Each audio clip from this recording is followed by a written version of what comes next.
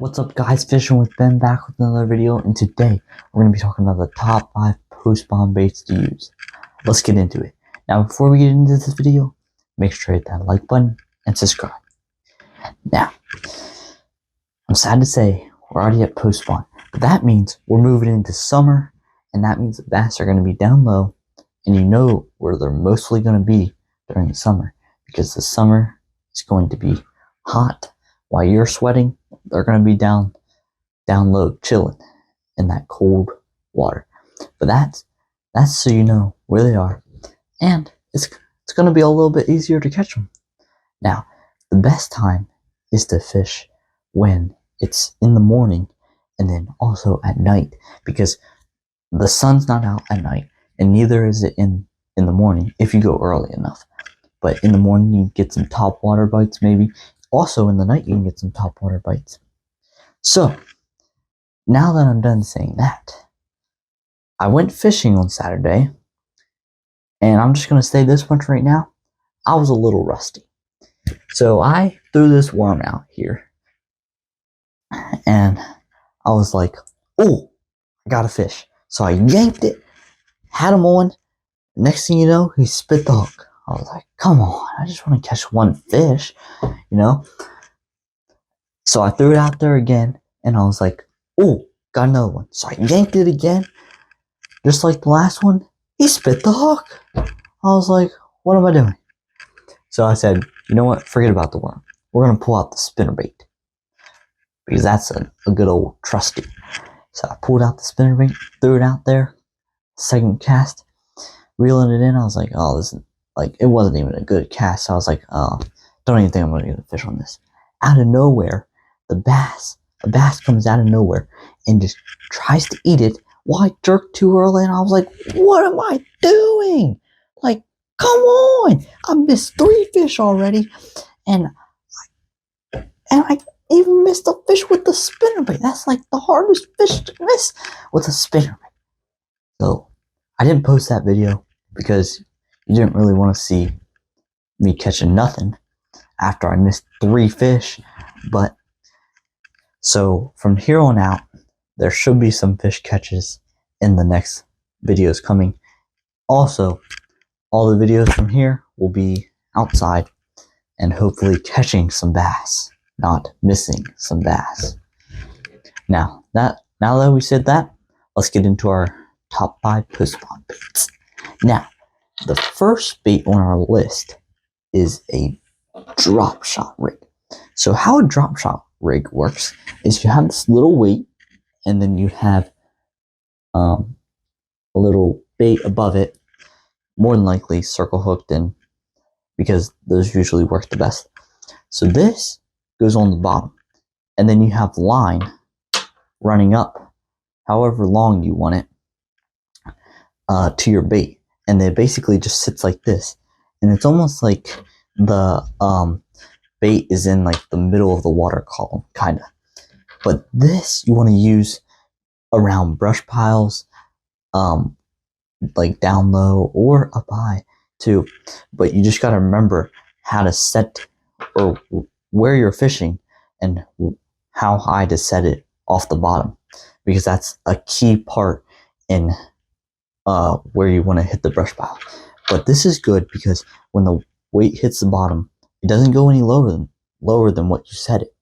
So this is, if this just sits right above the brush pile and you twitch it just a little bit, the bass are going to think that's a fish, and they're going to want to come out and get that, because it's not going to be too high up for them that they're not going to want to get it, but it's just going to be the right height that they're going to want to come up and eat it.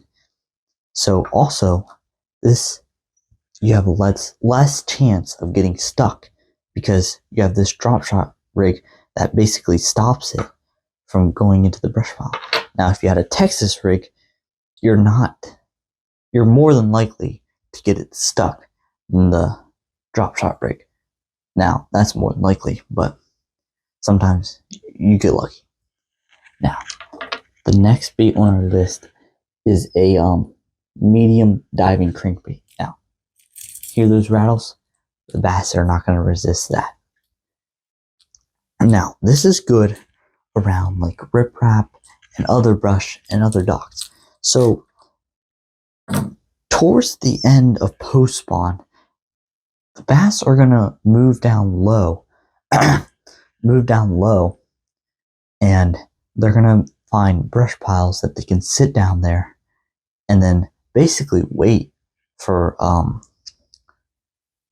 like minnows and other stuff to swim by, especially in the riprap. They'll sometimes sit down by like a stick or a rocks in creeks, and they'll just wait for stuff to move by in their path, and then they'll end up eating it.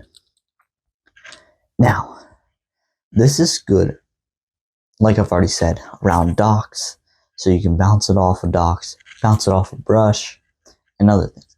Now, for this medium diving crankbait, the depth you want to have for these medium diving crankbait is a 6 to 10 feet diver. Now that's good just because it gets down there to the bottom just at that like 10 feet level. But depending on how deep your lake or river is, it might depend on the depth on how you want that medium diving crankbait. Now, the next bait on our list is a Squarebill. Now, after bass are like out of post spawn and everything, the shad spawn starts. The shad spawn usually starts in 70-degree weather or 70-degree water temps. So the shad spawn move in waves. So also this will be good in creeks and especially muddy creeks because of that shotgun shad color, that little sparkle in that bait makes it flash in like the muddy creeks and also in stained rivers or lakes. Now, the bass also spawn in like waves, so you might not necessarily need this, but it's also a good spawn, pre-spawn, post-spawn bait. But since the bass spawn in waves, there still could be some bass on beds while other bass are down low.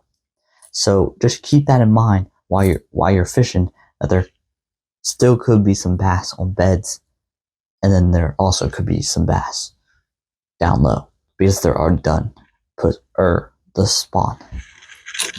already done spawning. Alright, so the next bait on our list is a walking bait. This is a nice bait from Weston. Shout out to Weston. Did a great job on the paint job here. But this is for more than likely early post spawn. Since the shad, now this is not the best color, but you want a shad color paint job. But this is good since the shad spawn starting. The bass are gonna want something to eat, so they're gonna come up mostly on like the bank because that's when the shad spawn.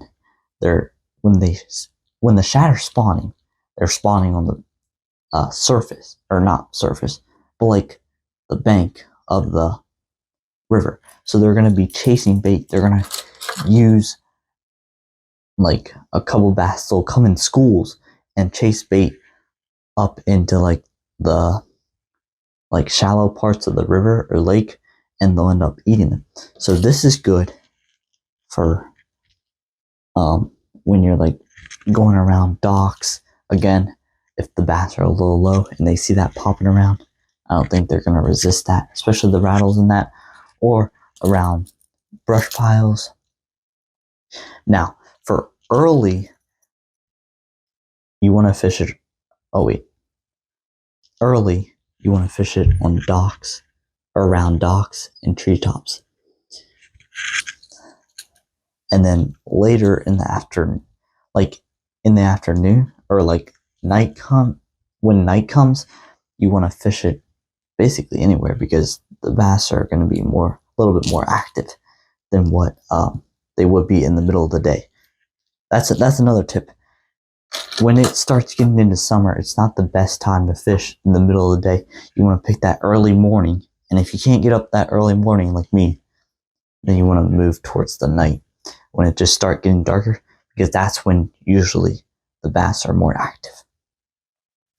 Now, the last bait on our list is this worm. Like I was talking about how I missed, but I hope missed like 2 fish on that. I hope you guys don't miss any fish. I'm just a little out of shape. But this you want to work again, lightly weighted or weightless. Now this is again a good post spawn bait, because you can get down to those brush piles like I've been talking about this whole video. And then it also acts like a shad, or just like any kind of bait fish. Now, this might be better than the drop shot, because if the bass don't want to come out of like that brush pile and they're just kind of sitting there just waiting for a meal to pass by, like right in front of their face, they might prefer this over the drop shot. So if you see a brush pile and you know there's bass on it and you can see it on your live scope, you might want to try the drop shot, see unless they hit that, but then try this, and then put this right in front of their face, and then they shouldn't resist this. And if they do, that must be a really finicky bass. But that's all the baits that I have for the top 5 post-spawn baits to use. I hope you go out, use some of these baits during post-spawn, catch some bass, and hopefully the next video will be outside in the outdoors catching some bass. Thanks for watching. Make sure to hit that like button and subscribe.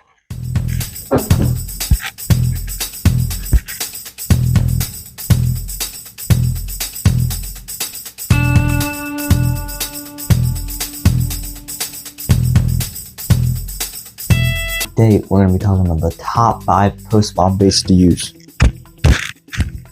Darn it! I thought my mic wasn't on. So now, cut!